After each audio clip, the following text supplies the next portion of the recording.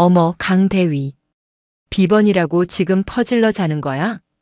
강원도 화천의 이른 아침 꿀 같은 비번의 단잠을 찢어발긴 것은 악몽이 아니었다.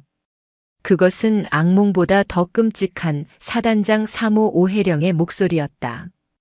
강혜나 대위는 전날 야간 훈련의 피로가 솜에 물을 먹인 듯 온몸을 짓누르는 가운데서도 그 목소리 하나에 번개처럼 정신이 들었다. 그녀는 뻑뻑한 눈을 비비며 귓가에 불쾌하게 달라붙는 수화기를 꽉 쥐었다. 아닙니다. 막 일어났습니다. 세상에 군인이 그렇게 늦게 일어나도 돼? 이래서 여군은 오혜령은 말을 하다 말고 특유의 가증스러운 웃음소리를 냈다. 됐고, 나 오늘 서울 가야겠어. 강남 신세계. 운전 좀 해. 질문이 아니었다. 통보였고 명령이었다. 강혜나는 창밖을 보았다. 그녀의 황금 같은 주말 단 하루뿐인 휴식이 산산조각 나는 소리가 들리는 듯 했다. 사모님 죄송하지만 오늘은 제가 비번. 어머. 강혜나의 말이 끝나기도 전에 오혜령의 목소리가 귀를 찢을 듯 날카롭게 솟구쳤다. 지금 나를 가르치려는 거야? 강대위, 지금 내가 비번인 게 중요해? 내가 서울을 가야겠다는데 지금 내 그깟 휴일이 중요하냐고. 박 소장님 사단장 귀에 이 얘기가 들어가 봐야 정신을 차릴래? 진급하고 싶지 않아?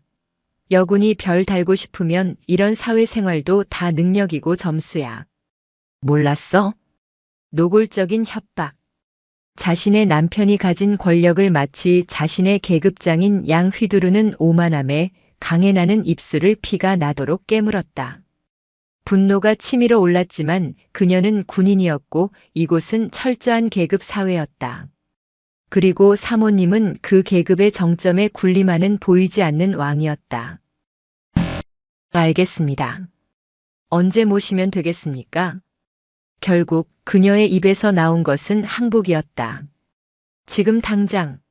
나 준비 다 끝났어. 얼른 공관으로 튀어와. 참, 그 촌스러운 군복 말고 사복 입어. 그렇다고 너무 촌스럽게 입지는 말고. 내 수준 떨어지니까. 딸깍. 전화는 일방적으로 끊겼다. 강혜나는 부서져라 휴대폰을 쥔 채 그대로 주저앉았다. 치욕감에 온몸이 떨렸다. 나라를 지키기 위해 군인이 되었다. 그런데 고작 이런 여자의 주말 쇼핑 운전기사 노릇이나 하려고 그 험한 훈련을 견뎌낸 것이 아니었다. 하지만 그녀는 일어섰다. 지금 당장 모든 것을 뒤엎을 힘이 없다면 일단은 복종해야 했다. 이것이 조직이었고 현실이었다. 그녀는 가장 눈에 띄지 않는 검은 바지와 흰 셔츠를 꺼내 입었다. 거울에 비친 자신의 얼굴은 피로와 분노로 잿빛이 되어 있었다. 사단장 공관은 부대에서 가장 높은 곳에 홀로 우뚝 솟아 아래를 굽어보고 있었다. 강혜나가 도착하자 기다렸다는 듯 현관문이 활짝 열렸다. 머리부터 발끝까지 값비싼 명품으로 치장한 오혜령이 마치 패션쇼에 나가는 모델처럼 걸어 나왔다. 뭐야? 오혜령은 강혜나의 모습을 위아래로 훑어보더니 노골적으로 인상을 썼다. 아이고 촌스러워라. 내가 촌스럽게 입고 오지 말랬지. 누가 보면 우리 사단 수준을 뭘로 보겠어?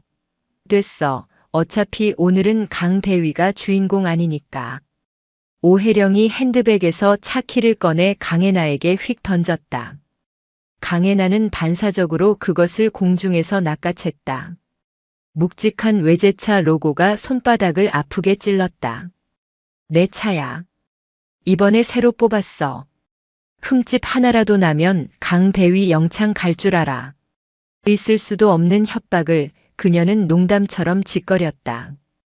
강혜나는 아무 말 없이 운전석 문을 열었다. 오혜령은 당연하다는 듯 강혜나가 뒷좌석 문을 열어주기를 기다렸다. 강혜나가 재빨리 뒷문을 열자 그제야 여왕은 차에 올랐다. 출발해. 강남 신세계. 제일 빨리 가. 아, 그리고 에어컨 틀지 마. 나 피부 건조해져. 차는 미끄러지듯 공관을 빠져나갔다.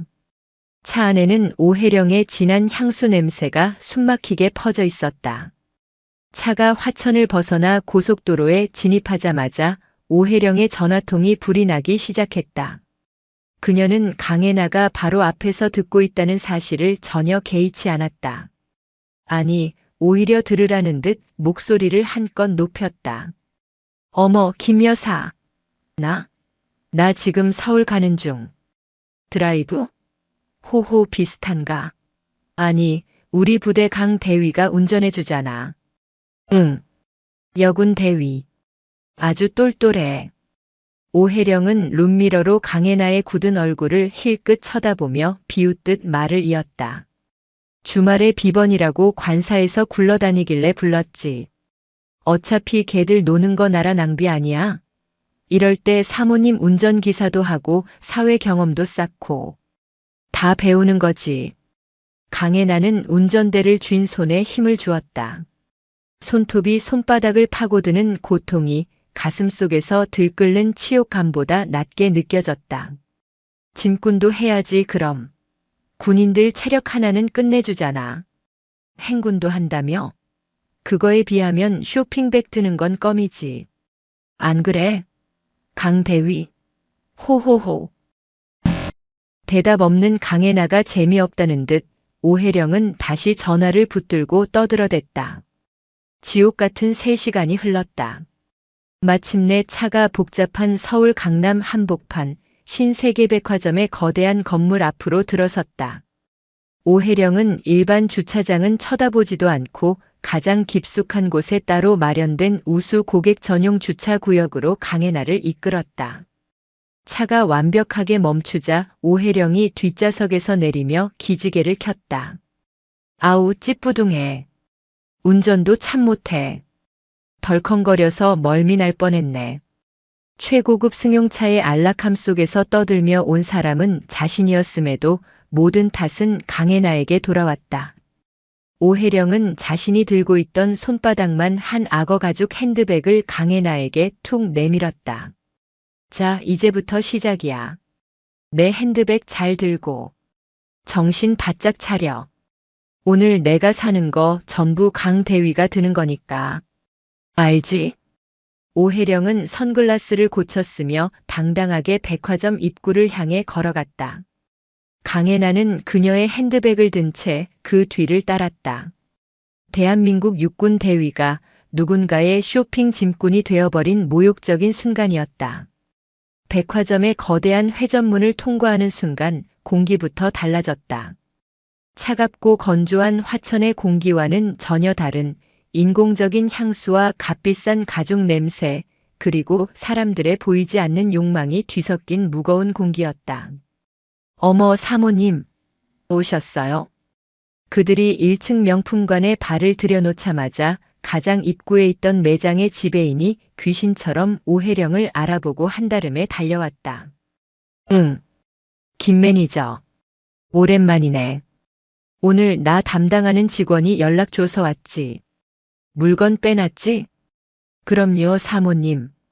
안 그래도 목 빠지게 기다리고 있었습니다. 이쪽으로 모시겠습니다. 김 매니저라는 여자는 오혜령의 팔에 조심스럽게 손을 대며 마치 여왕을 모시듯 그녀를 매장 안쪽의 비밀스러운 공간으로 이끌었다. 강혜나는 자연스럽게 그 뒤를 따랐다. 오혜령이 자리에 앉자 김 매니저는 그제야 강혜나의 존재를 알아차렸다. 그녀는 위아래로 강혜나의 단정한 그러나 명품과는 거리가 먼 차림새를 훑어보았다. 이쪽은? 오혜령은 거울을 보며 머리를 매만지다 귀찮다는 듯 손을 휘저었다. 아, 내 비서라고 하긴 좀 그렇고. 그냥 날 좀 도와주는 사람. 신경 쓰지 마. 아, 네. 김 매니저의 눈에 스친 경멸과 무시. 강혜나는 그것을 놓치지 않았다. 자신은 대한민국 육군 대위였지만 이 순간 이곳에서는 그저 신경 쓰지 않아도 될 사람, 그 이상도 이하도 아니었다. 오혜령의 쇼핑은 거침이 없었다. 이거 신상 나왔다며? 어디 보자. 어머, 색깔 곱다. 이것도 입어볼래. 사모님 안목은 여전하시네요. 이건 이번에 딱 하나 들어온 물건입니다. 오혜령은 마치 백화점 전체를 빌린 듯 소란스럽게 옷을 고르고 가방을 들어보았다. 강혜나는 매장 구석에 마치 가구처럼 우두커니 서 있어야 했다. 오혜령이 입고 있던 값비싼 트렌치 코트를 벗어 던지듯 강혜나에게 넘겼다. 강 대위, 이것 좀 들고 있어. 구겨지지 않게. 비싼 거야. 강혜나는 그녀의 코트와 아까부터 들고 있던 핸드백을 받아들었다. 자신의 것이 아닌 물건들의 무게가 어깨를 짓누르기 시작했다. 한참을 법석이던 오혜령이 드디어 결심한 듯 소리쳤다. 좋아. 아까 들어본 그 가방이랑 이 구두 그리고 저 스카프 싹 다 포장해. 네, 사모님. 바로 준비해 드리겠습니다. 잠시 후 정성스럽게 포장된 크고 작은 쇼핑백 대여섯 개가 쏟아져 나왔다. 오혜령은 자신이 결제한 카드를 받아 지갑에 넣으며 그 쇼핑백 더미를 턱짓으로 가리켰다. 강 대위. 뭐해? 들어야지. 강혜나는 묵묵히 다가가 크고 작은 쇼핑백들을 양손에 나눠들었다. 손잡이가 얇은 쇼핑백 하나가 유독 날카롭게 손바닥을 파고들었다. 오혜령은 그 모습을 아주 만족스럽다는 듯이 쳐다보았다. 어머, 겨우 그거 들고 뭘 그렇게 힘들어하는 표정이야? 얼른 가자. 갈 데 많아. 오혜령은 빈손으로 가볍게 걸으며 다음 매장으로 향했다. 강혜나는 그 뒤를 방금 산 물건들의 무게를 고스란히 짊어진 채 따랐다. 두 번째 매장, 세 번째 매장. 오혜령의 쇼핑은 끝이 없었다. 강 대위, 이리 와봐. 이 구두 어때? 예쁘지? 네, 예쁩니다. 흥. 뭘 알고나 대답하는 거야? 됐어. 그녀는 강혜나를 불러 세워 자기 멋대로 품평을 시켰다가 이내 맘에 들지 않는다는 듯 무시하기를 반복했다. 백화점 1층을 다 돌았을 뿐인데 강혜나의 양손은 이미 포화 상태였다. 쇼핑백은 10개가 넘어갔고 손가락 마디마디가 붉게 달아오르며 아파왔다. 그녀는 어쩔 수 없이 쇼핑백 몇 개를 팔뚝에 걸쳤다. 아이고 목말라. 강 대위, 넌 괜찮아? 오혜령이 갑자기 걸음을 멈추고 물었다. 괜찮습니다. 괜찮긴 뭐가 괜찮아. 땀 삐질삐질 나는 거 다 보이는데. 오혜령은 혀를 쯧쯧 찼다. 내가 보니까 말이야, 강 대위. 체력이 너무 약해. 너 군인이잖아. 그것도 육군 대위라며. 맨날 무거운 총 메고 산도 탄다며. 완전 군장? 그거 메고 행군도 한다면서. 오혜령은 뭐가 그리 재미있는지 깔깔거리며 웃었다. 주변 사람들이 그 소리에 힐끔힐끔 쳐다보았다. 그거에 비하면 이건 깃털 아니야? 깃털. 안 그래? 고작 이 쇼핑백 몇 개 들었다고 그렇게 낑낑대고. 아이고 꼴 좀 봐. 무슨 피난민 같네. 체력 단련한다 생각해 강 대위. 이것도 다 훈련의 연장선이야. 안 그래? 표정 좀 풀고. 사람들이 오해하잖아. 내가 너 억지로 시킨 줄 알겠어. 강혜나는 두 주먹을 말아쥐었다. 손바닥을 파고드는 쇼핑백 손잡이의 고통보다 가슴속에서 들끓는 치욕감이 더 견디기 힘들었다. 그녀의 훈련은, 그녀의 행군은 나라를 지키기 위한 것이었다. 적어도 그 훈련에는 명예가 있었다. 하지만 지금 이것은 그 어떤 훈련보다도 고되고 치욕스러운 노동이었다. 자, 이제 위층으로 가자. 아직 반도 못 봤어. 오혜령은 콧노래를 부르며 에스컬레이터로 향했다. 강혜나는 휘청거리는 걸음으로 그 뒤를 따랐다. 양팔에 주렁주렁 매달린 쇼핑백들이 부딪히며 바스락 바스락 소리를 냈다. 그 소리는 마치 그녀의 자존심이 구겨지고 찢어지는 소리처럼 들렸다. 주차장으로 가는 내내 강혜나는 오직 한 가지 생각만 했다.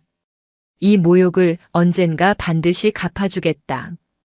그녀의 눈빛이 화천의 겨울바람보다 더 차갑게 빛나고 있었다. 백화점에서의 쇼핑은 시작에 불과했다. 오혜령은 마치 작정이라도 한 듯 여성 의류 매장부터 구두, 화장품 매장까지 층별로 싹쓸이를 하다시피 했다. 그때마다 짐은 어김없이 강혜나의 몫이었다. 그녀의 양팔은 이제 쇼핑백을 걸어둘 공간조차 부족해 몇 개는 가슴에 안아야 할 지경이었다. 아우 답답해. 강대위, 그것도 하나 제대로 못 들어. 쇼핑백을 안다가 균형을 잃고 휘청이자 오혜령의 날카로운 질책이 날아왔다. 총은 그렇게 잘 쏘면서 쇼핑백 하나를 못 잡네. 쯧쯧. 강혜나는 입술을 깨물고 짐을 고쳐들었다. 마침내 오혜령이 지겹다는 듯 입을 열었다. 아, 여긴 이제 물건이 다 그게 그거네. 별로야. 강대위, 차 대기시켜. 청담동 가자. 청담동 말입니까? 그래. 거기 단골 매장에 내가 따로 주문해 둔 게 있거든. 거기가 진짜 백이지. 여긴 그냥 맛보기에 불과해. 강혜나는 산더미 같은 짐을 들고 다시 지옥 같은 주차장으로 향했다. 차가 꽉 막힌 주말의 강남 도로를 달리는 내내 오혜령은 쉴 새 없이 떠들었다. 그녀는 또다시 누군가와 통화를 시작했다. 어머, 이 여사. 나 지금 청담동 가는 길. 응, 아까 신세계 좀 들렀다가.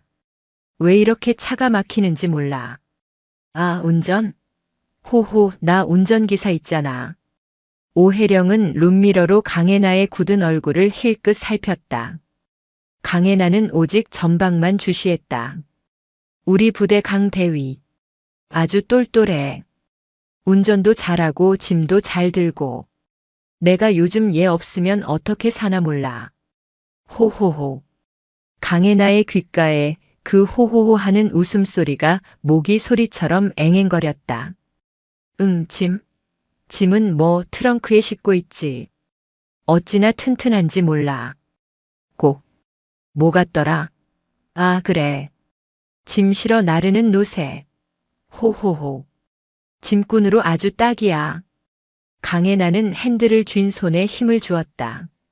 손톱이 손바닥을 파고드는 고통이 가슴속에서 들끓는 분노를 간신히 억누르고 있었다. 차가 어느덧 청담동의 한적한 골목에 위치한 간판도 없는 고급 부티크 앞에 섰다.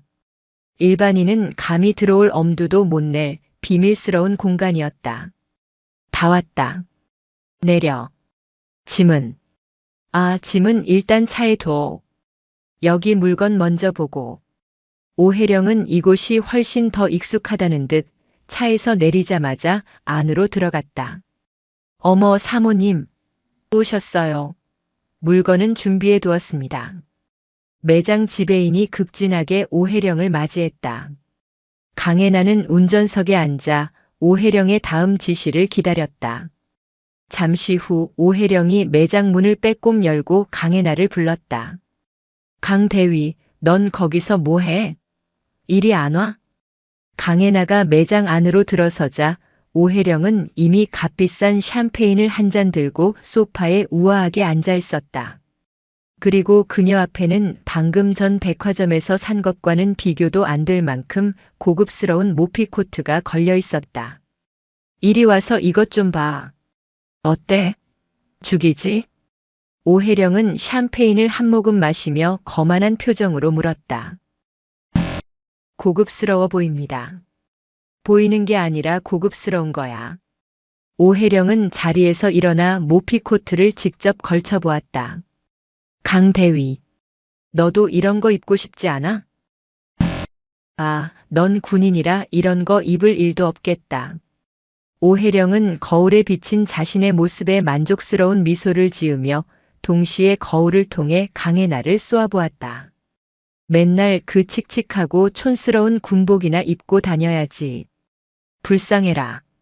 이런 게 얼마나 부드럽고 따뜻한지 내가 알기나 하겠어. 그것은 노골적인 조롱이었다. 군복은 강혜나의 자부심이었다. 촌스럽다는 말로, 불쌍하다는 말로 모욕당할 대상이 아니었다. 어때? 나한테 잘 어울려? 오혜령은 뱅그르르 한 바퀴 돌아보이며 다시 한번 물었다. 잘 어울리십니다. 흥, 내가 뭘 알겠어. 오혜령은 기다렸다는 듯이 코웃음을 쳤다. 너처럼 맨날 산에서 흙먼지나 뒤집어 쓰고 다니는 애가 이런 진짜 배기 명품을 볼 줄이나 알겠냐고. 그치? 매장 지배인은 그 말에 감히 웃지도 못하고 어색한 미소만 짓고 있었다. 됐어. 너 같은 애한테 물어본 내가 잘못이지. 그냥 넌 저기 가서 기다려. 아니다. 아까 차에 있던 짐들 있지? 그거 다 들고 이리 와. 이따 이거랑 한꺼번에 들고 가게. 지금 말입니까? 그럼 내가 2번 말하게 할 거야? 얼른. 강혜나는 다시 주차장으로 향했다. 백화점에서 샀던 그 산더미 같은 쇼핑백들을 이 청담동 한복판에서 다시 차에서 꺼내 저 부티크 안으로 옮겨야 했다. 그녀가 낑낑대며 짐을 들고 부티크 안으로 들어서자 오혜령과 지배인이 경악스러운 표정으로 그녀를 쳐다보았다. 그들의 눈에는 저렇게나 많이 샀어? 라는 놀라움이 아닌 저렇게 많은 짐을 들고도 꿋꿋이 서 있네. 라는 짐승을 보는 듯한 경이로움이 담겨 있었다. 아이고, 강대위 정말 힘 하나 좋다. 호호호. 오혜령은 이 모피코트까지 계산하며 짐 더미 위에 거대한 상자 하나를 더 얹었다. 자, 이제 다시 백화점 가자. 아, 쇼핑 실컷 했더니 목마르다. 거기 우수 고객 라운지 가서 커피나 한 잔 우아하게 마셔야겠다. 강대위 뭐해? 그 짐들 다 챙겨서 따라와야지. 얼른. 다시 백화점으로. 강혜나는 알 수 있었다. 저 라운지라는 곳에서도 자신은 결코 우아하게 커피를 마실 수 없을 것이다. 어쩌면 그곳은 이 기나긴 지옥의 마지막 무대가 될지도 몰랐다. 그녀는 청담동의 부티크 문을 나서며 서늘한 가을 하늘을 올려다보았다. 하늘은 이상하게도 너무나 맑고 푸르렀다. 검은색 대형 승용차는 다시 서울의 복잡한 도로 위를 달렸다. 백화점에서 산 엄청난 양의 쇼핑백들, 그리고 방금 청담동에서 산 중형차 한 대 값이라는 모피코트 상자까지. 차 안은 그야말로 짐으로 발 디딜 틈이 없었다. 강혜나는 그 모든 짐을 다시 주차장에서부터 꾸역꾸역 들고 오혜령의 뒤를 따라 백화점 안으로 들어섰다. 이번 목적지는 가장 높은 층에 위치한 우수 고객 전용 라운지였다. 엘리베이터를 타고 올라가는 내내 좁은 공간에 함께 탄 사람들이 노골적으로 수군거렸다. 어머, 저 여자 좀 봐. 저 짐들 다 뭐야? 요즘도 저렇게 짐꾼 노릇 시키는 사람이 있나? 저 뒤에 여자는 손 하나 까딱 안 하네. 오혜령은 그 모든 시선을 오히려 즐기는 듯 했다. 마치 자신이 그만큼 대단한 사람이며 저 짐꾼은 자신의 권력을 보여주는 트로피인 양 어깨를 펴고 당당하게 서 있었다. 라운지 입구 정장을 차려입은 직원이 오혜령을 깍듯하게 맞이했다. 오혜령 고객님 오셨습니까? 응. 나 커피 좀 마시려고. 직원의 시선이 오혜령 뒤에 산더미 같은 짐을 들고 서 있는 강혜나에게 향했다. 직원은 당황한 기색이 역력했다. 고객님, 짐은 이쪽에 잠시 맡겨주시면. 어머, 맡기긴 뭘 맡겨. 오혜령은 신경질적으로 소리쳤다. 내 짐꾼이야. 짐이랑 짐꾼은 하나라고. 짐이 들어가야 짐꾼도 들어가지. 안 그래? 강대위 뭐해? 안 따라 들어오고. 오혜령은 막무가내로 라운지 안으로 성큼 들어섰다. 직원은 어쩔 줄 몰라 했지만 감히 사모님을 막아설 수는 없었다.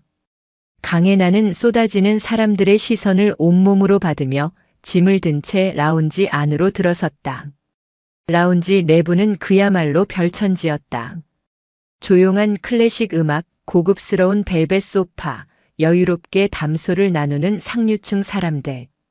그들의 고요한 세계에 짐을 바리바리 든 강혜나의 등장은 그야말로 이질적인 침입이었다.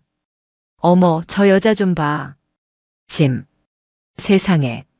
무슨 이삿짐 센터 직원인가? 웬일이야? 수군거리는 소리가 귓전을 때렸다. 강대위 여기. 내 옆에 서 있어. 오혜령은 가장 중앙 가장 잘 보이는 소파에 다리를 꼬고 앉더니 강혜나를 자신의 테이블 바로 옆에 세웠다. 앉으라는 말도 짐을 내려놓으라는 말도 하지 않았다. 그것은 완벽한 전시였다. 이것 봐라. 나는 주말에 군인 대위를 짐꾼으로 부릴 수 있는 사람이다. 오혜령은 온몸으로 그렇게 말하고 있었다. 강혜나는 양팔이 끊어질 듯한 고통을 참으며 마치 석상처럼 그 자리에 섰다. 어머, 535. 아니, 이게 얼마만이야. 그때 건너편 소파에 앉아있던 다른 중년 여성이 오혜령을 알아보고 아는 체를 했다. 오혜령이 기다렸다는 듯한 순간이었다.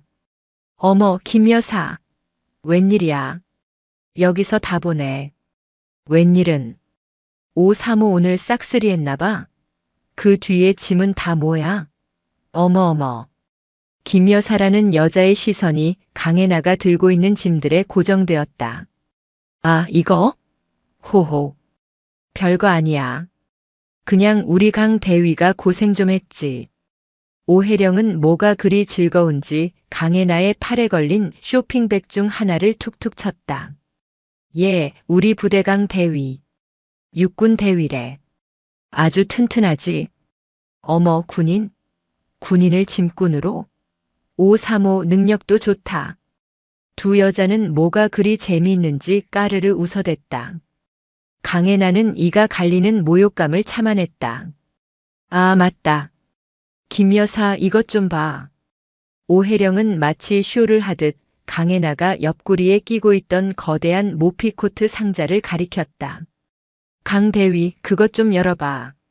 아니, 짐든 채로 열어야지. 그것도 못해? 강혜나는 낑낑대며 한 손으로 다른 짐들을 받치고 다른 한 손으로 겨우 상자 뚜껑을 열었다. 자, 이거. 어때? 오혜령은 상자에서 윤기가 흐르는 모피코트를 끄집어내 자신의 어깨에 척 걸쳤다. 나 이거 잘 어울려? 김 여사가 좀 봐줘. 어머, 죽인다. 역시 535는 안목이 최고야. 그치? 호호호. 오혜령은 쇼를 두른 채 뱅그르르 돌아보더니 짐을 든 채 땀을 흘리고 서 있는 강혜나를 빤히 쳐다보았다. 강 대위는 어때? 왜 대답이 없어? 강 대위가 보기엔 어떠냐고. 잘 어울리십니다.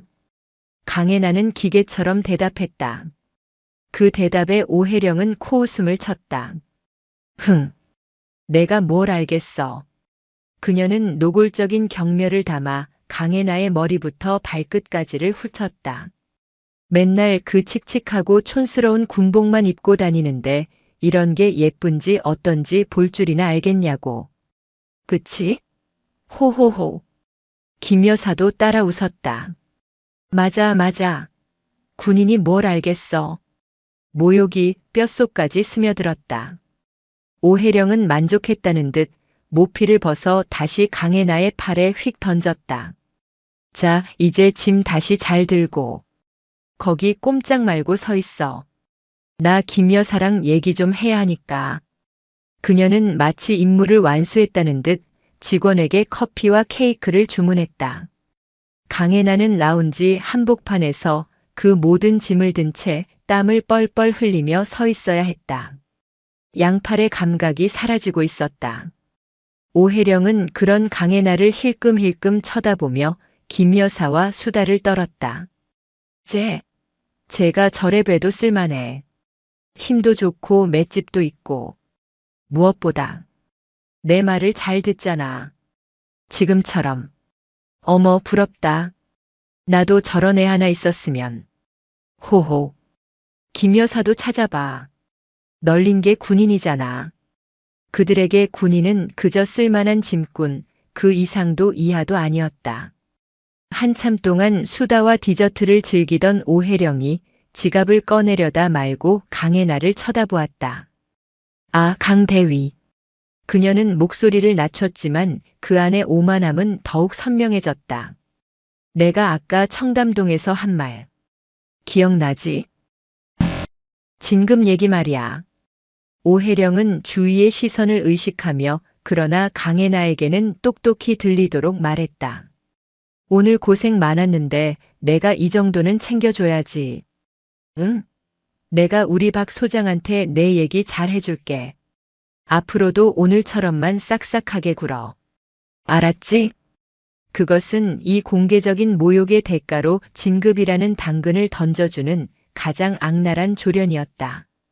내가 혼자 아무리 발버둥 쳐봐야 어차피 여군이잖아.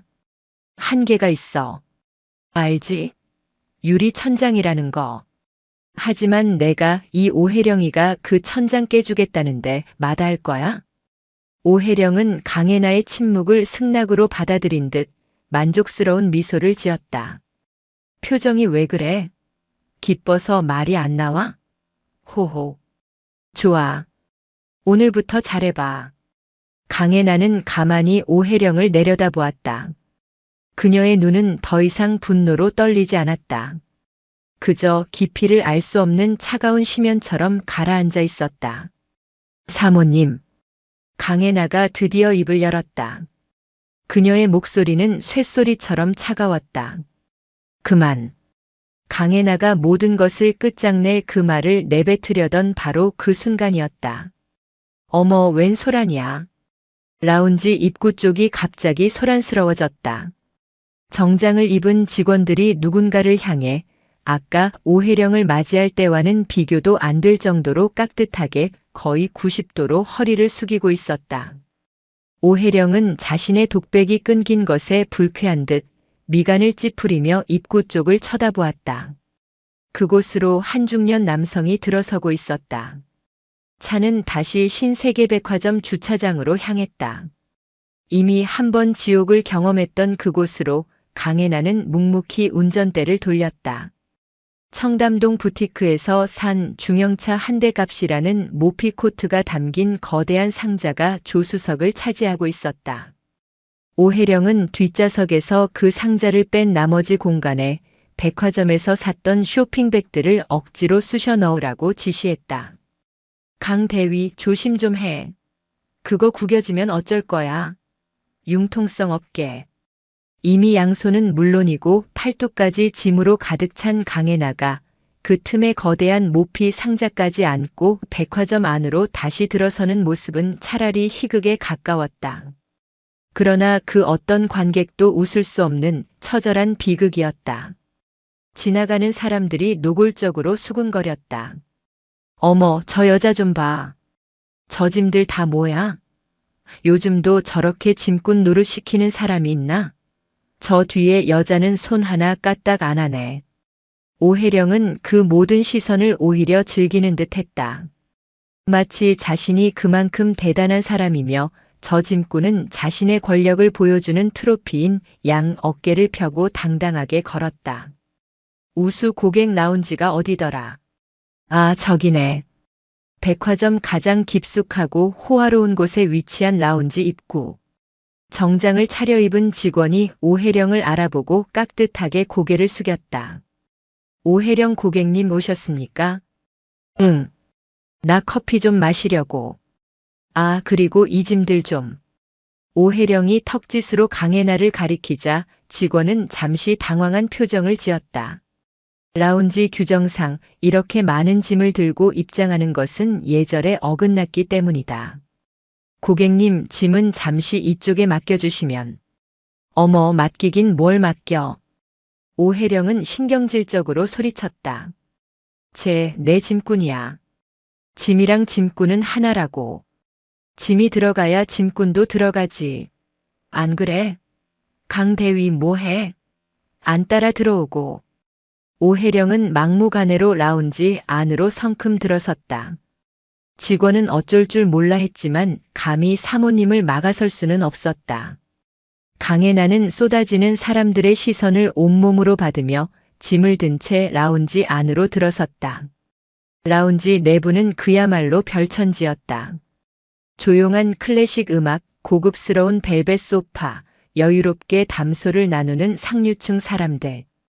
그들의 고요한 세계에 짐을 바리바리 든 강혜나의 등장은 그야말로 이질적인 침입이었다. 어머, 저 여자 좀 봐. 짐. 세상에. 무슨 이삿짐 센터 직원인가? 웬일이야? 수군거리는 소리가 귓전을 때렸다. 강대위 여기. 내 옆에 서 있어. 오혜령은 가장 중앙 가장 잘 보이는 소파에 다리를 꼬고 앉더니 강혜나를 자신의 테이블 바로 옆에 세웠다. 앉으라는 말도 짐을 내려놓으라는 말도 하지 않았다. 그것은 완벽한 전시였다. 이것 봐라. 나는 주말에 군인 대위를 짐꾼으로 부릴 수 있는 사람이다. 오혜령은 온몸으로 그렇게 말하고 있었다. 강혜나는 양팔이 끊어질 듯한 고통을 참으며 마치 석상처럼 그 자리에 섰다. 땀이 등줄기를 타고 흘렀지만 닦을 손이 없었다. 어머, 오사모. 아니, 이게 얼마만이야. 그때 건너편 소파에 앉아있던 다른 중년 여성이 오혜령을 알아보고 아는 체를 했다. 오혜령이 기다렸다는 듯한 순간이었다. 어머, 김 여사. 웬일이야. 여기서 다 보네. 웬일은. 오사모 오늘 싹쓸이 했나봐. 그 뒤에 짐은 다 뭐야? 어머어머. 김 여사라는 여자의 시선이 강혜나가 들고 있는 짐들에 고정되었다. 아, 이거? 호호. 별거 아니야. 그냥 우리 강 대위가 고생 좀 했지. 오혜령은 뭐가 그리 즐거운지 강혜나의 팔에 걸린 쇼핑백 중 하나를 툭툭 쳤다. 예, 우리 부대강 대위. 육군 대위래. 아주 튼튼하지. 어머, 군인? 군인을 짐꾼으로? 오사모 능력도 좋다. 두 여자는 뭐가 그리 재미있는지 까르르 웃어댔다. 강혜나는 이가 갈리는 모욕감을 참아냈다. 그녀의 팔은 이제 감각이 무뎌지기 시작했다. 피가 통하지 않는 듯 손끝이 저려왔다. 아, 맞다. 김 여사, 이것 좀 봐. 오혜령은 마치 쇼의 절정을 연출하듯 강혜나가 옆구리에 끼고 있던 거대한 모피코트 상자를 가리켰다. 강대위. 그 상자. 열어봐. 아니, 짐든 채로 열어야지. 그것도 못해? 빨리 김 여사 보여드리게. 강혜나는 낑낑대며 한 손으로 다른 짐들을 위태롭게 받치고 다른 한 손으로 겨우 상자 뚜껑을 열었다. 땀이 턱을 타고 흘러내렸다. 자, 이거. 어때? 오혜령은 상자에서 윤기가 흐르는 모피코트를 끄집어내 자신의 어깨에 척 걸쳤다. 나 이거 잘 어울려? 김 여사가 좀 봐줘. 어머, 죽인다. 역시 오사모는 안목이 최고야. 그치? 호호호. 오혜령은 쇼를 두른 채 뱅그르르 돌아보더니 짐을 든 채 땀을 흘리고 서 있는 강혜나를 빤히 쳐다보았다. 강 대위는 어때? 왜 대답이 없어? 강 대위가 보기엔 어떠냐고. 잘 어울리십니다. 강혜나는 기계처럼 대답했다. 그 대답에 오혜령은 코웃음을 쳤다. 흥, 내가 뭘 알겠어. 그녀는 노골적인 경멸을 담아 강혜나의 머리부터 발끝까지를 훑었다. 맨날 그 칙칙하고 촌스러운 군복만 입고 다니는데 이런 게 예쁜지 어떤지 볼 줄이나 알겠냐고. 그치? 호호호. 김 여사도 따라 웃었다. 맞아, 맞아. 군인이 뭘 알겠어. 총이나 쏠 줄 알지 미적 감각이 있겠어? 모욕이 비수가 되어 강혜나의 심장에 꽂혔다. 그녀가 지키고자 하는 이 나라의 국민이 바로 그 군복을 이렇게나 쉽게 모욕하고 있었다. 오혜령은 만족했다는 듯 모피를 벗어 다시 강혜나의 팔에 휙 던졌다. 자, 이제 짐 다시 잘 들고. 거기 꼼짝 말고 서 있어. 나 김 여사랑 얘기 좀 해야 하니까. 그녀는 마치 임무를 완수했다는 듯 직원에게 커피와 케이크를 주문했다. 그리곤 강혜나를 쳐다보며 말했다. 강 대위는 뭐 마실래? 아, 됐어. 넌 서 있기도 바쁘지. 그리고 군인이 단 거 먹으면 체력 떨어진다며? 그냥 거기 서서 잘 지켜. 강혜나는 라운지 한복판에서 그 모든 짐을 든 채 땀을 뻘뻘 흘리며 서 있어야 했다. 양팔의 감각이 사라지고 있었다. 오혜령은 그런 강혜나를 힐끔힐끔 쳐다보며 김 여사와 수다를 떨었다. 제가 저래 봬도 쓸만해. 힘도 좋고 맷집도 있고. 무엇보다 내 말을 잘 듣잖아. 지금처럼. 어머, 부럽다. 나도 저런 애 하나 있었으면. 호호. 김 여사도 찾아봐. 널린 게 군인이잖아. 걔들 어차피 주말에 할 일도 없는데 이런 거라도 시켜야지. 안 그래? 그들에게 군인은 그저 쓸만한 짐꾼, 그 이상도 이하도 아니었다. 한참 동안 수다와 디저트를 즐기던 오혜령이 지갑을 꺼내려다 말고 강혜나를 쳐다보았다. 김 여사는 먼저 자리를 뜬 뒤였다. 아, 강 대위. 그녀는 목소리를 낮췄지만 그 안의 오만함은 더욱 선명해졌다. 내가 아까 청담동에서 한 말. 기억나지? 진급 얘기 말이야. 오혜령은 주위의 시선을 의식하며 그러나 강혜나에게는 똑똑히 들리도록 말했다. 오늘 고생 많았는데 내가 이 정도는 챙겨줘야지. 응? 내가 우리 박 소장한테 내 얘기 잘 해줄게. 앞으로도 오늘처럼만 싹싹하게 굴어. 알았지? 그것은 이 공개적인 모욕의 대가로 진급이라는 당근을 던져주는 가장 악랄한 조련이었다. 내가 혼자 아무리 발버둥 쳐봐야 어차피 여군이잖아. 한계가 있어. 알지? 유리 천장이라는 거. 하지만 내가 이 오혜령이가 그 천장 깨주겠다는데 마다할 거야? 오혜령은 강혜나의 침묵을 승낙으로 받아들인 듯 만족스러운 미소를 지었다. 표정이 왜 그래? 기뻐서 말이 안 나와? 호호. 좋아. 오늘부터 잘해봐. 강혜나는 가만히 오혜령을 내려다보았다. 그녀의 눈은 더 이상 분노로 떨리지 않았다. 그저 깊이를 알 수 없는 차가운 심연처럼 가라앉아 있었다. 사모님. 강혜나가 드디어 입을 열었다. 그녀의 목소리는 쇳소리처럼 차가웠다. 그만. 강혜나가 모든 것을 끝장낼 그 말을 내뱉으려던 바로 그 순간이었다. 어머, 웬 소란이야. 라운지 입구 쪽이 갑자기 소란스러워졌다.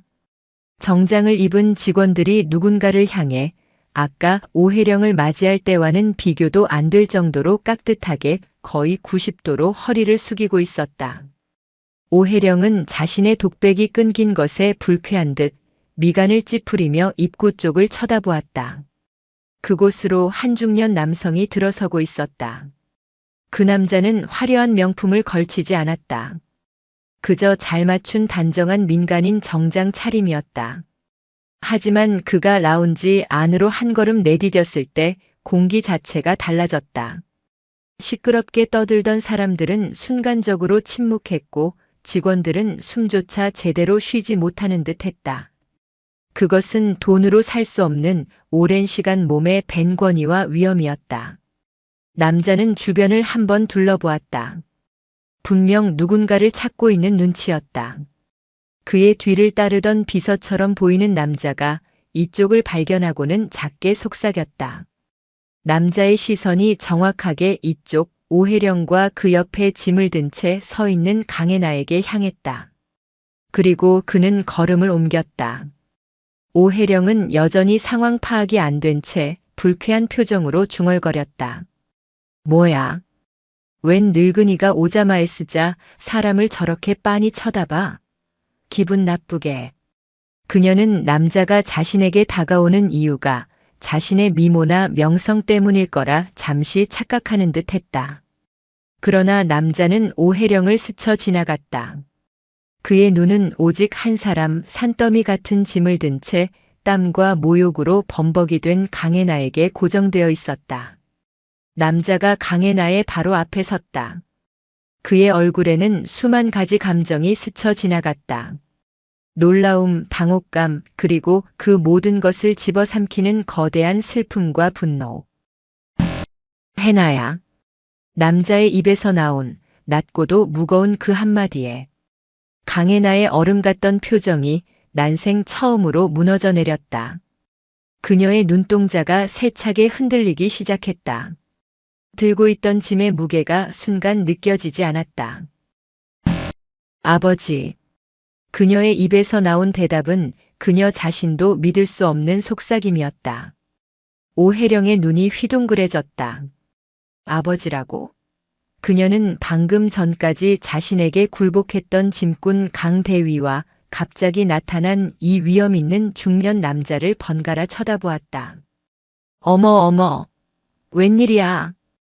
오해령은 이 상황을 제멋대로 해석하기 시작했다. 강대위, 아버님 오셨네. 아이고, 이런 누추한 데서 뵙습니다, 아버님. 오해령은 언제 그랬냐는 듯 활짝 웃는 얼굴로 남자에게 아는 체를 했다. 시골 아버님이 딸 보러 멀리 화천까지 오셨다가 딸이 서울 나들이 간다니까 따라오셨나 보네. 어머, 근데 여긴 어떻게 들어오셨어? 우수 고객만 들어오는 덴데. 호호. 오해령은 자신이 아주 너그럽고 상냥한 사람인 양 연기했다. 강대위, 짐 좀 내려놓지. 아버님 오셨는데. 아이고, 저 짐들.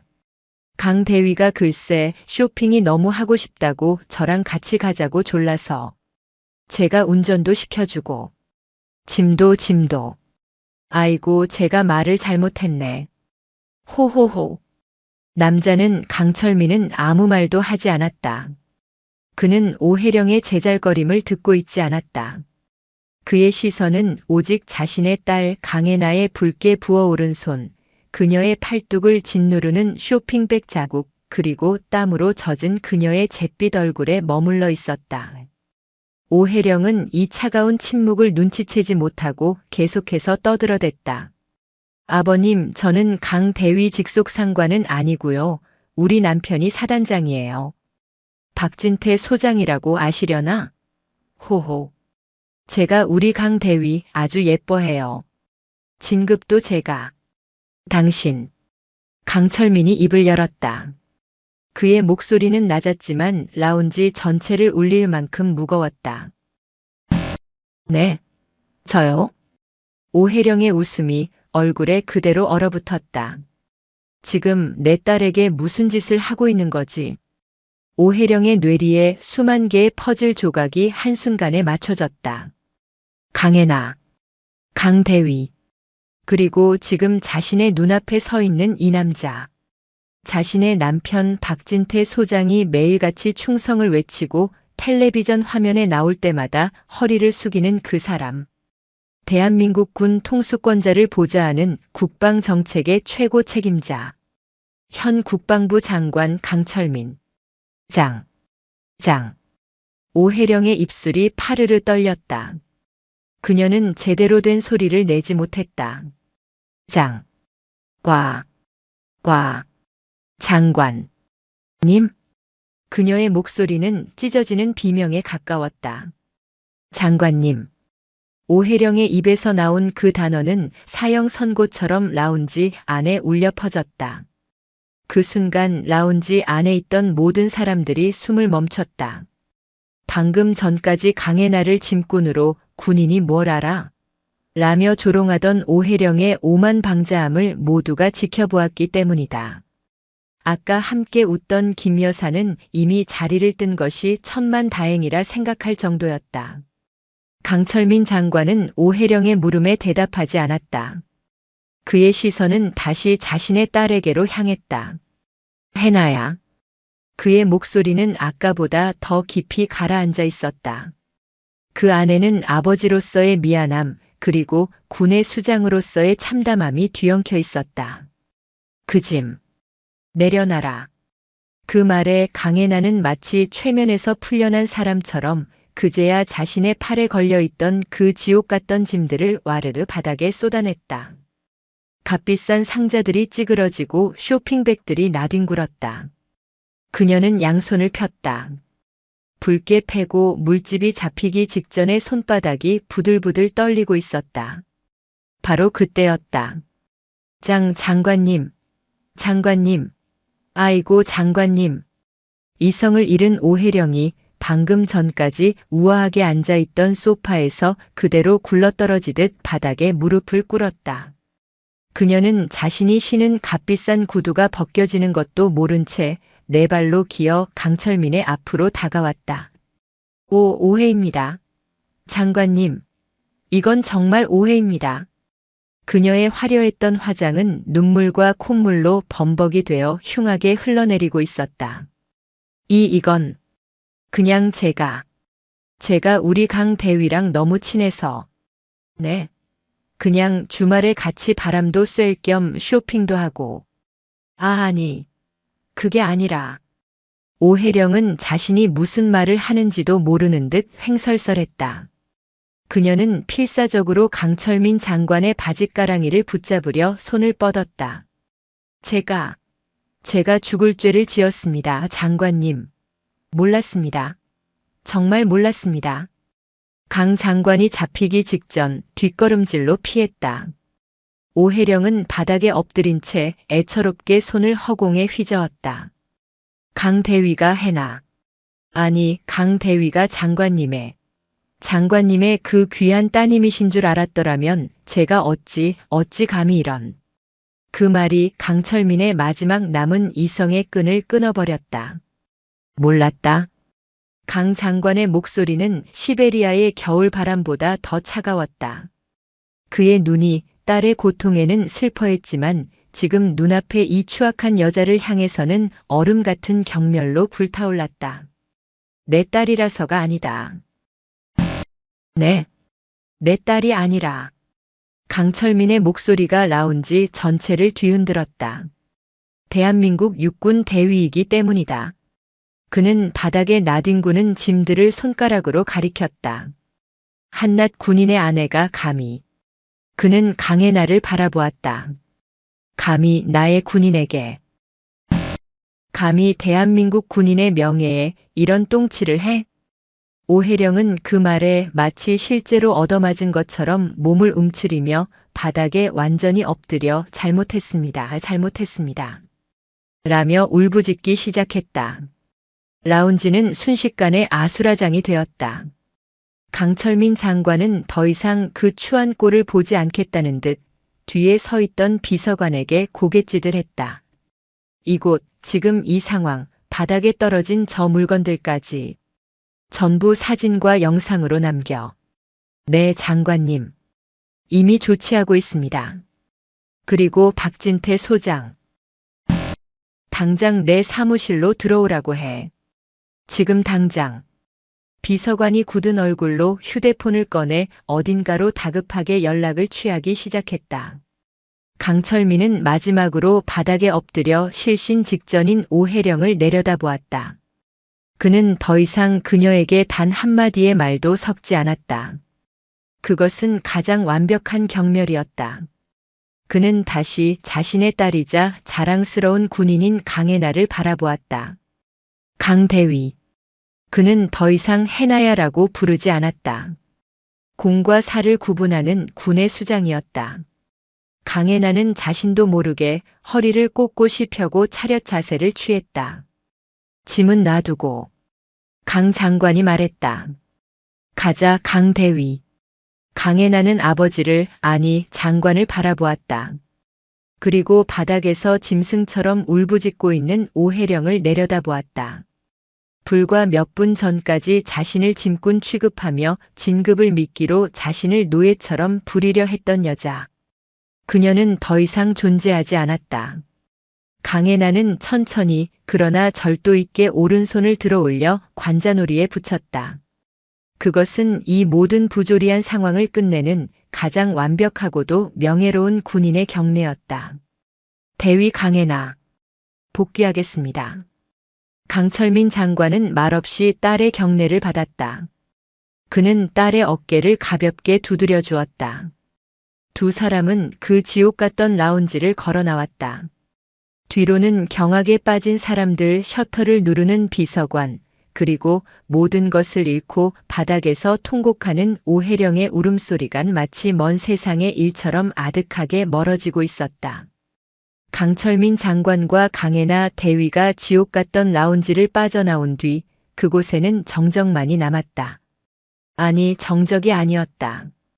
바닥에 널브러진 값비싼 쓰레기들 사이로 한때 사모님이라 불렸던 여자의 짐승 같은 울음소리만이 간헐적으로 이어졌다. 흑, 흑, 흑. 잘못했어요. 오혜령은 감히 고개를 들지 못했다. 그녀의 화려했던 원피스는 눈물과 콧물, 그리고 바닥의 먼지로 엉망진창이 되어 있었다. 장관의 비서관은 그 추하고 처절한 몰골까지도 빠짐없이 냉정한 카메라 렌즈에 담았다. 살려주세요. 박 소장. 우리 남편한테만. 제발. 그녀가 마지막으로 애원한 것은 자신의 명예가 아닌 남편의 안이었다. 그것이 곧 자신의 권력이었기 때문이다. 비서관은 그런 그녀를 내려다보며 얼음처럼 차가운 목소리로 말했다. 박진태 소장께서는 지금 이 시간부로 장관님의 긴급 호출을 받으셨습니다. 아마 곧 그분을 뵐 수 있겠군요. 그 말에 오혜령은 마지막 숨마저 끊어진 듯 바닥에 완전히 고꾸라졌다. 같은 시각 서울로 향하는 국방부 장관의 차 안. 운전은 비서관이 하고 있었고 강철민 장관과 강혜나는 뒷좌석에 나란히 앉아 있었다. 라운지를 나온 이후 두 사람 사이에는 무거운 침묵이 흘렀다. 강혜나는 창밖만 바라보았다. 그녀의 굳게 편 손은 여전히 미세하게 떨리고 있었다. 그 위에는 쇼핑백 손잡이에 짓눌려 붉게 패인 자국들이 선명했다. 먼저 침묵을 깬 것은 강철민이었다. 그는 딸이 아닌 강 대위에게 말하듯 낮고 무거운 목소리로 입을 열었다. 많이 힘들었나? 그 한마디에 강혜나의 굳건했던 둑이 무너지는 것 같았다. 하지만 그녀는 군인이었다. 괜찮습니다. 괜찮지 않다는 거 안다. 강철민은 창밖으로 시선을 돌렸다. 그의 눈에는 아버지로서의 슬픔과 군의 수장으로서의 참담한 분노가 뒤섞여 있었다. 내가 너에게 군복을 입힌 것은 이런 모욕을 당하라고 한 것이 아니었다. 알고 있습니다, 아버지. 강혜나는 그제야 아버지를 바라보았다. 저는 한 번도 아버지의 딸이라는 사실로 군 생활을 하려 하지 않았습니다. 오늘도 안다. 강철민이 딸의 말을 막았다. 그것이 너의 잘못이 아니라는 것을 안다. 그리고 그것이 박진태 소장과 그 아내의 유일한 죄도 아니라는 것을. 그의 눈이 차갑게 빛났다. 오늘 일은 빙산의 일각일 것이다. 내가 이 기회에 군 전체에 퍼진 이 썩어빠진 관행이라는 종양을 뿌리째 도려낼 것이다. 그는 더 이상 딸을 위로하는 아버지가 아니었다. 군의 최고 심판자였다. 강대위. 네. 자네는 오늘 대한민국 군인의 명예를 더럽힌 현장의 가장 중요한 증인이다. 동시에 가장 큰 피해자다. 국방부는 오늘 자네가 당한 모든 일에 대해 가장 엄중한 방식으로 가해자들에게 책임을 물을 것이다. 명령 따르겠습니다. 차가 멈춘 곳은 백화점이 아닌 국방부 청사였다. 비상 상황이 아니면 열리지 않는 장관 전용 출입구였다. 너는 내 집무실에서 기다려라. 내 동기라는 법무관. 서유나 대위라고 했나? 네, 그렇습니다. 그 친구도 이곳으로 오라고 연락해 두었다. 이제부터는 개인적인 감정이 아니라 법과 원칙에 따라 움직여야 한다. 강혜나가 집무실 안쪽의 작은 응접실로 들어갔을 때 그녀의 동기인 서유나 대위가 이미 초조한 얼굴로 기다리고 있었다. 해나야, 너 괜찮아? 대체 무슨... 서유나는 강혜나의 엉망이 된 손을 보고 말을 잇지 못했다. 괜찮아, 유나야. 괜찮아. 그제야 강혜나는 친구의 어깨에 기대어 참았던 숨을 내쉬었다. 그리고 1시간 뒤, 강원도 화천에서 무슨 일인지도 모르고 전속력으로 달려온 박진태 소장이 사색이 된 얼굴로 장관 집무실 문을 열었다. 그는 아마도 북한의 도발이나 큰 훈련 사고라도 터진 줄 알았을 것이다. 소장 박진태, 부르셔서 왔습니다. 그의 목소리는 긴장으로 갈라져 있었다. 강철민 장관은 책상에 앉아 그를 돌아보지도 않았다. 박 소장. 네. 장관님. 자네 오늘 아내가 어디에 갔는지 아는가? 네. 아, 아내 말씀이십니까? 박진태는 예상치 못한 질문에 당황했다. 그는 자신의 아내가 오늘 서울에 볼 일이 있다고 한 것은 알았지만 감히 그 일에 강혜나 대위가 동원된 줄은 꿈에도 모르고 있었다. 아니, 알면서도 묵인했을 것이다. 모르는 모양이군. 강철민은 책상 위에 태블릿을 들어 박진태에게 화면을 돌렸다. 그럼 이건 알겠지. 화면 속에서 재생된 것은 라운지 입구에서부터 시작된 비서관의 영상이었다. 산더미 같은 짐을 든 채 땀을 흘리며 서 있는 강혜나. 그 앞에서 군인이 뭘 알아? 라며 조롱하는 오혜령. 그리고 내가 내 진급 밀어줄게라며 거래를 제안하는 오혜령의 추악한 목소리. 박진태의 얼굴이 하얗게 질리다 못해 잿빛으로 변해갔다. 그는 다리가 풀려 휘청거렸다. 장관님. 이것은 어느 쪽인가? 강철민이 자리에서 일어났다. 그는 거구의 박진태를 위압하며 그의 눈앞까지 다가갔다. 자네는 이 모든 사실을 알고도 묵인했나? 아닙니다. 장관님. 저는 정말... 아니면 자네는... 자네의 아내가 자네 휘하의 장교를 산호비처럼 부리고 다니는 것조차 모를 만큼 무능하고 무관심한 지휘관인가? 박진태는 아무 말도 할 수 없었다. 묵인했다면 공범이고 몰랐다면 무능이었다. 어느 쪽이든 그는 끝장이었다. 제가 아내 관리를 잘못한... 관리? 강철민의 목소리에 살기가 어렸다. 박 소장, 자네는 아직도 이 사태의 본질을 모르는군. 이건 아내 관리의 문제가 아니야. 이건 자네의 지휘 철학의 문제다. 자네는 자네 부대의 군인을 자네 아내의 쇼핑 짐꾼으로 전락시켰어. 그것도 모자라 그들의 진급을 미끼로 사적인 충성을 강요했지. 그게 자네의 방식인가? 장관님, 오해십니다. 저는... 시끄럽다. 강철민의 고함에 거구의 박진태 소장이 움찔하며 어깨를 떨었다.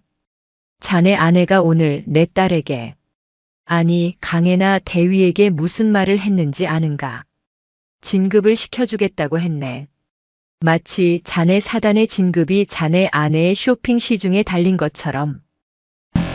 박진태 소장, 자네는 더 이상 대한민국 군인을 지휘할 자격이 없다. 강철민은 책상으로 돌아가 인터폰을 들었다. 감찰실장 당장 들어오게. 장관님, 한 번만 기회를. 박진태는 그제야 무릎을 꿇으려 했다. 군복 입은 군인이 함부로 무릎 꿇지 마라. 강철민의 일갈에 박진태는 무릎도 꿇지 못하고 서지도 못한 채 짐승처럼 일그러진 표정으로 서 있었다. 박진태 소장, 오늘부로 자네를 직위에 제한다.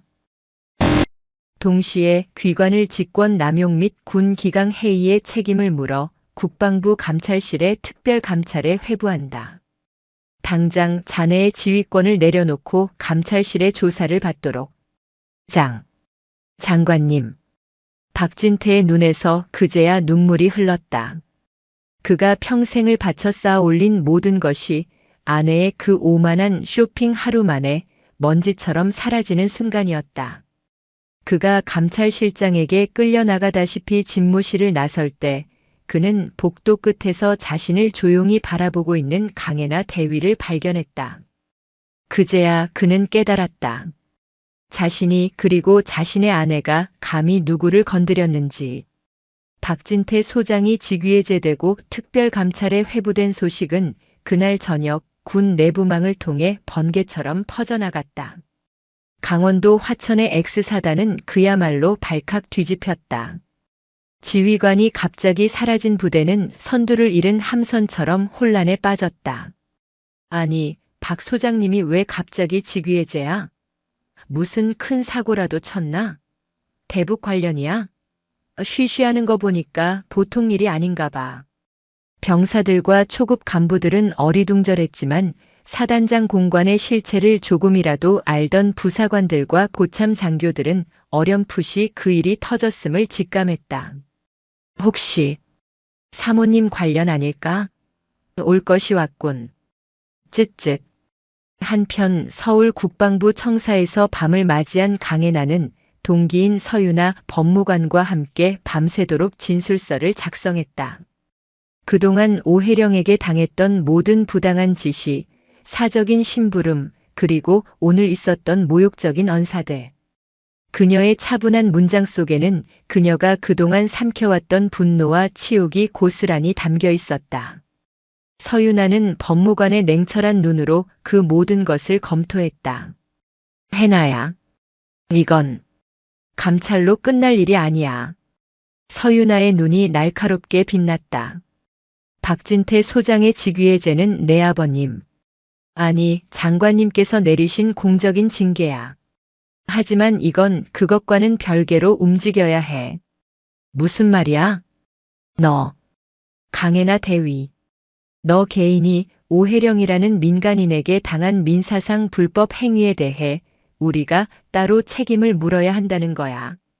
서유나는 법 조항이 빼곡한 서류를 펼쳤다.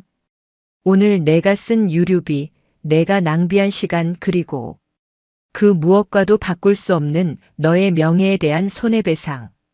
이 모든 것을 청구해야 해. 유나야. 난. 해나야. 이건 돈의 문제가 아니야. 이건 내가 그 여자에게 당신이 한 짓은 돈을 물어내야 할 만큼 명백한 잘못이다라고 법의 이름으로 낙인을 찍는 행위야. 내 아버지가 장관이라서가 아니라 내가 한 명의 인격체로서, 한 명의 군인으로서 그 여자에게 정의를 요구하는 거라고. 서유나는 강혜나의 손을 잡았다. 그리고 증거는 차고 넘쳐. 다음 날 아침 국방부 장관의 비서관은 서유나 법무관에게 두툼한 봉투를 전달했다. 그 안에는 어제 라운지에서 촬영된 고화질 영상 원본, 오혜령의 목소리가 선명하게 녹음된 음성 파일 그리고 이건 어제 라운지 바닥에 버려져 있던 영수증들입니다. 비서관이 무표정하게 말했다. 오혜령이 자신의 전리품이라며 자랑하던 그 수백, 수천만 원짜리 명품 영수증들이었다. 감찰실에서 이 모든 구매 내역이 혹시 군 복지 예산이나 부대 운영비에서 흘러들어간 것이 있는지까지 샅샅이 뒤지고 있습니다. 그것은 박진태 소장의 숨통을 완전히 끊어버릴 회계라는 칼날이었다. 그리고 이틀 뒤 대한민국 모든 신문의 일면과 아침 뉴스의 헤드라인이 하나의 사건으로 도배되었다. 단독 군인이 짐꾼, 현역 사단장 3호 여군 장교의 주말 쇼핑 갑질 속보 황제 복무 논란, 현역 소장 3호 갑질 연루 의혹의 전격 직위해제 행군보다 낫지? 사단장 3호 집 나르던 여군 장교의 모욕적 발언 충격. 기사는 기다렸다는 듯이 터져나왔다. 강철민 장관의 지시로 국방부는 이 사건을 숨기지 않았다. 오히려 감찰실의 중간 조사 결과를 이례적으로 언론에 공개했다. 그러나 아직 결정적인 한 방이 남아 있었다. 오후 한 인터넷 언론사가 어제 비서관이 촬영했던 그 영상의 일부를 공개했다. 라운지 한복판에 짐을 든 채 서 있는 강혜나의 모습, 군인이 뭘 알아? 라며 조롱하는 오혜령의 목소리, 그리고 장관님? 바닥에 무릎을 꿇고 절규하는 오혜령의 모습까지. 하지만 기사의 제목은 따로 있었다. 충격 영상 짐꾼 여군 장교 알고 보니 현 국방부 장관 무남동녀. 폭탄이 터졌다. 대한민국이 뒤집혔다. 여론은 그야말로 들끓는 용광로였다. 미친 거 아니야? 사단장 부인이면 다야? 감히 국방부 장관 딸을 건드려? 간도 크다. 아니, 장관 딸이라서가 아니라 그냥 여군 장교를 저렇게 부려먹었다는 거 자체가 문제라고. 내 아들도 지금 군대에 있는데 저런 놈들 밑에서 굴렀을 생각하니 피가 거꾸로 솟는다. 청와대 국민청원 게시판은 박진태 소장 파면 및 오혜령 구속 수사를 요구하는 청원으로 마비되었다. 모든 화살은 이제 오혜령이라는 개인에게로 향했다. 그녀가 살던 화천의 사단장 공관은 박진태 소장의 직위해제와 동시에 퇴거 명령이 내려졌다. 하루아침에 사모님에서 일반인이 된 그녀는 쫓겨나다시피 서울로 돌아왔다. 하지만 서울에도 그녀가 설 곳은 없었다. 어머, 오 여사. 그 영상. 진짜야? 당분간 연락하지 말아줘. 나도 남편 눈치 보여서. 그녀가 어울리던 사모님들의 모임에서 그녀는 제1순위로 제명되었다. 그녀가 단골이라며 자랑하던 청담동 부티크와 백화점 명품관들은 그녀를 기피 인물로 등록했다. 저희 사모님께는 물건 못 팔 것 같아요. 그녀의 오만함의 원천이었던 모든 것들이 그녀를 배신하기 시작했다. 그리고 바로 그때 그녀에게 마지막 결정타가 날아들었다. 민사소송장. 원고 육군 대위 강혜나. 피고 오혜령. 청구 내용은 그간의 사적 심부름에 대한 유류비, 시간 외 노동비 그리고 군인의 명예훼손 및 정신적 피해 보상에 대한 위자료였다. 오혜령은 자신이 짐꾼 취급하며 조롱했던 그 군인에게 이제 법의 심판대에서 자신의 모든 것을 변호해야 할 처지에 놓였다. 시간은 정의의 편이었다. 박진태 소장에 대한 국방부 특별감찰은 고구마 줄기처럼 엮인 비리들을 속속들이 파헤쳤다. 아내의 갑질을 묵인한 것을 넘어 그는 부대 운영비 일부를 사적으로 유용하여 아내의 유흥비와 명품 구매에 사용한 정황까지 드러났다. 군 검찰은 그를 직권 남용과 업무상 횡령 혐의로 기소했다. 군사법원은 이례적으로 신속하게 판결을 내렸다. 대한민국 군의 명예를 실추시킨 죄. 지휘관으로서의 본분을 망각한 죄. 그 모든 죄를 물어 군 검찰은 그에게 파면을 구형했다. 파면. 그것은 군인에게 내려지는 사형 선고였다. 불명예 전역. 연금은 물론 그가 평생 쌓아올린 모든 명예와 경력이 한순간에 부정당하는 가장 무거운 징계였다. 박진태는 법정에서 눈물로 선처를 호소했지만 여론은 차가웠고 법은 엄격했다. 그는 결국 모든 계급장을 스스로 떼고 불명예스럽게 군복을 벗었다. 그의 몰락은 오혜령의 몰락을 의미했다. 강혜나 대위가 제기한 민사소송은 오혜령에게 더 이상 방어할 변호사조차 남기지 않았다. 그녀는 법정에 출석하지 못했다. 이미 언론에 공개된 영상과 수많은 증거들 앞에 그녀가 할 수 있는 것은 아무것도 없었다. 법원은 강혜나 대위의 손을 들어주었다. 판결문은 단호했다.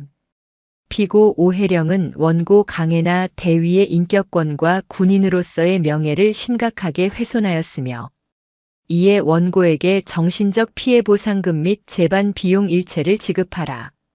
판결 금액은 오혜령이 그날 하루 쇼핑했던 그 명품들의 가치를 훌쩍 뛰어넘는 상징적이면서도 강력한 액수였다. 오혜령은 자신이 그토록 자랑했던 청담동의 아파트를 팔아야 했고 감히 나의 군인에게 짐을 들게 했던 그 명품 가방과 모피코트를 헐값에 처분해야 했다. 그녀는 하루아침에 모든 것을 잃고 세상의 조롱 속으로 사라졌다. 완벽한 인과응보였다. 모든 폭풍이 지나간 후 강혜나 대위는 조용히 국방부 장관실을 찾았다. 장관님. 아니, 아버지. 이제 일은 다 끝났다. 편하게 말해라. 강철민은 딸 앞에서 오랜만에 따뜻한 미소를 지었다. 강혜나는 가방에서 서류 봉투 하나를 꺼냈다. 이건 오혜령 씨에게서 받은 위자료 전액입니다. 그녀는 그 봉투를 아버지의 책상 위에 올려놓았다. 저는 이 돈을 받을 수 없습니다. 저는 군인입니다. 저는 제 명예를 지키기 위해 싸웠지 돈을 위해 싸운 것이 아닙니다. 강철민은 딸의 눈을 가만히 바라보았다. 그 눈에는 처음 군복을 입겠다고 했을 때의 그 굳건한 신념이 그대로 담겨 있었다. 그래서 어떻게 하고 싶나? 전액 국군 장병복지재단에 기부하고 싶습니다. 저와 같은 혹은 다른 이유로 고통받는 동료 군인들을 위해 쓰였으면 합니다. 강철민은 조용히 고개를 끄덕였다. 그는 자신의 딸이 그 누구보다도 강하고 명예로운 군인이라는 사실에 가슴이 뜨거워졌다. 장하다 내 딸. 그리고 강대위. 며칠 후 국방부 대강당. 전군 주요 지휘관 회의가 끝난 직후 이례적인 행사가 열렸다.